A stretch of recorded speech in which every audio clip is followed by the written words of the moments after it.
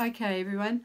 As part of your trim headwear, we've allowed an amount of time at the beginning of the year where we just concentrate on developing some of your millinery skills, your flower making skills, your feather work skills, and you'll also see in the assessment task that you get some free choice trims, and also you will throughout the year be trimming the headwear that you make.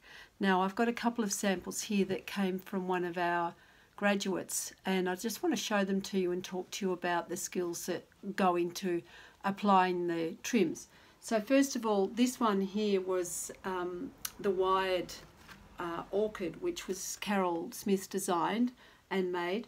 Now you can see here, if you just very carefully lift up the trim, look in there, you'll see that she's actually just stitched that to the outside of the hat. Now there is an advantage to doing that, and that is that you don't damage the hat with the trim. If she wanted to, she could take that trim off and pull out the threads, and then there would be no sign of it having been there. Now if you look on the inside, you can see there's not really any indication of those stitches in there. Can you see that? There we are. And so that way she's got a really nicely made hat. She's blocked to the crown.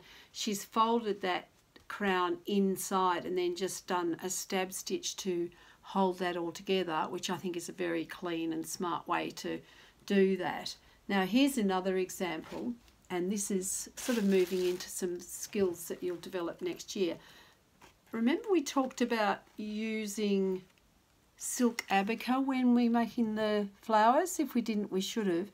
This is silk abaca, which has been fused together with Dupion silk, and she's created a very nicely structured and quite large flower, which again has just been wired into the brim of this particular hat. And we'll be doing wire work in third year, but this is certainly the kind of flower that you could make now if you wanted to, and that's just been tooled in the way that you have at the beginning of the year, and that you can create those flowers. And if you look inside, you'll see she's got a nice little bunch of stamens, blah blah blah.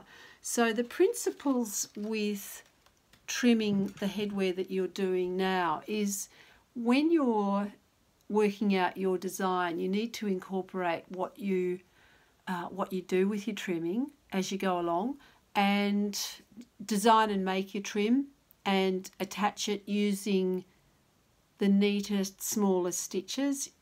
I think I've shown you, or if I haven't, I will show you how to use your awl, you know, that pointy pin thing, and to shove a hole in your hat and then to poke the stem of whatever it is that you're doing through so it looks invisible.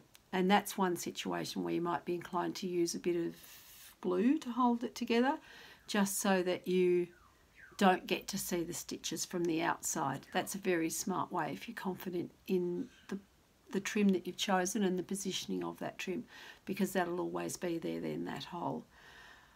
Okay, once you've done that, I would also put a little bit of felt or something on the back of it so that you don't get the feel of the wire inside the hat, and that's a good time to consider putting a lining in if you think you need it. Anyway, we'll work it all out as we go along, and those trims will also be a part of this unit for you. Thank you.